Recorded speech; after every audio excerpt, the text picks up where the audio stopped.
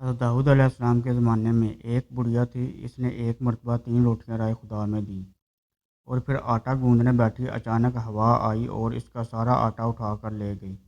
بڑھیا حضرت داؤد علیہ السلام کے پاس فریاد لے کر پہنچی اور ہوا کی شکایت کی۔ حضرت داؤد علیہ السلام نے ہوا کو بلایا اور پوچھا، تم نے اس کا آٹا کیوں اٹھایا؟ ہوا نے عرض کی، ہوا کے فرشتے سے پوچھیے۔ داؤد علیہ السلام نے اسے بلایا اور اس سے پوچھا تو اس نے عرض کیا، خدا سے پوچھیے۔ جب اللہ سے پوچھا تو اللہ نے فرمایا، اے داؤد، سمندر میں ایک کشتی پر بڑے بڑے تاجر جا رہے تھے کہ ان کی کشتی میں ایک چوہے نے سوراخ کر دیا اور کشتی کو ڈوبنے کا خطرہ پیدا ہو گیا۔ میں نے ہوا کو حکم دیا کہ وہ یہ آٹا اڑا کر اس کشتی میں ڈال دے تاکہ وہ لوگ اس آٹے سے سوراخ بند کر لیں۔ چنانچہ انہوں نے اسی آٹے سے سوراخ بند کیا اور بسلامتی کنارے پر پہنچ گئے۔ اے داؤد علیہ السلام، ان کشتی کے تاجروں سے ان کے سارے مال کا تیسرا حصہ اس بڑھیا کو دلاؤ۔ چنانچہ داؤد علیہ السلام نے ایسا ہی کیا اور 300,000 دینار کا مال بڑھیا کو ملا۔ داؤد علیہ السلام نے فرمایا، یہ اس کی 3 روٹیوں کے صدقے کی برکت ہے۔ حضرت اکرمہ رضی اللہ تعالیٰ عنہ فرماتے ہیں کہ ایک ملک کا بادشاہ بہت ظالم اور کنجوس تھا۔ اس نے اپنے ملک میں یہ اعلان کر دیا کہ کوئی بھی کسی فقیر یا مسکین پر کوئی چیز صدقہ نہ کرے، کوئی کسی غریب کی مدد نہ کرے۔ اگر کسی نے ایسا کیا تو میں اس کا ہاتھ کاٹ دوں گا۔ یہ خبر سن کر لوگوں میں سنسنی مچ گئی۔ اب ہر کوئی صدقہ دینے سے ڈرنے لگا۔ ایک دن ایک فقیر مجبور ہو کر ایک عورت کے پاس آیا اور کہا، اللہ کی رضا کی خاطر مجھے کچھ کھانے کے لیے دو۔ تو عورت بولی، ہمارے ملک کے بادشاہ نے اعلان کیا ہے کہ جو کسی کو صدقہ دے گا اس کا ہاتھ کاٹ دیا جائے گا۔ فقیر نے کہا، تم مجھے اللہ عز و جل کی رضا کی خاطر کوئی کھانے کی چیز دے دو۔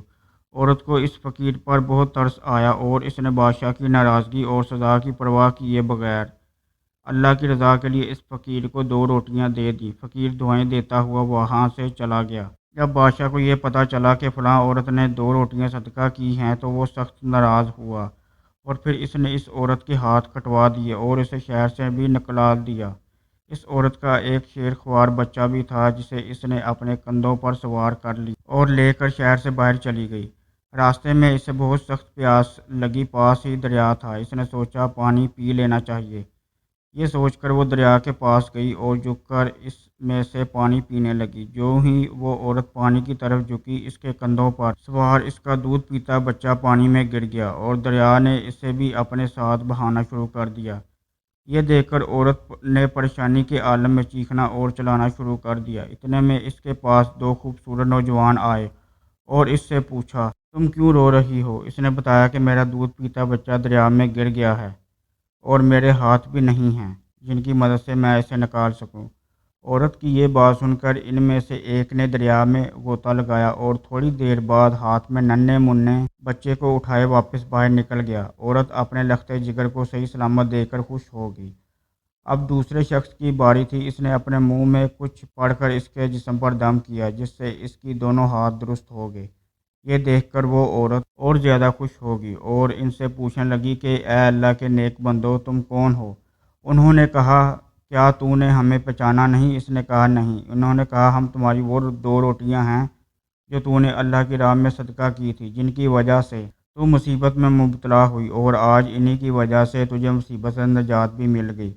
حضرت انس رضی اللہ تعالیٰ عنہ سے روایت ہے کہ رسول اللہ صلی اللہ علیہ وآلہ وسلم نے فرمایا، صدقہ کرنا اللہ کے غضب کو ٹھنڈا کرتا ہے اور بری موت سے بچاتا ہے۔ اللہ کے غضب کو ٹھنڈا کرتا ہے کا مطلب یہ ہے کہ جو شخص اللہ کی راہ میں اپنا مال خرچ کرتا ہے اسے اللہ تعالیٰ دنیا میں عافیت و سکون کے ساتھ رکھتا ہے اور اس پر بلائیں نازل نہیں کرتا۔ بری موت سے بچاتا ہے کا مطلب یہ ہے کہ صدقہ و خیرات کرنے والا مرنے کے وقت بری حالت سے محفوظ رہتا ہے، یعنی نہ تو اسے شیطان اپنے وسوسوں میں مبتلا کر پاتا ہے اور نہ وہ شخص کسی ایسی سخت بیماری و تکلیف میں مبتلا ہوتا ہے جس کی وجہ سے وہ ضبط کا دامن چھوڑ کر کفر و کفران کی دلدل میں پھنس جائے۔ حاصل یہ ہے کہ اللہ کی خوشنودی اور رضا کی خاطر اپنا مال و زر خرچ کرنے والا خاتمہ بالخیر کی ابدی سعادت سے نوازا جاتا ہے۔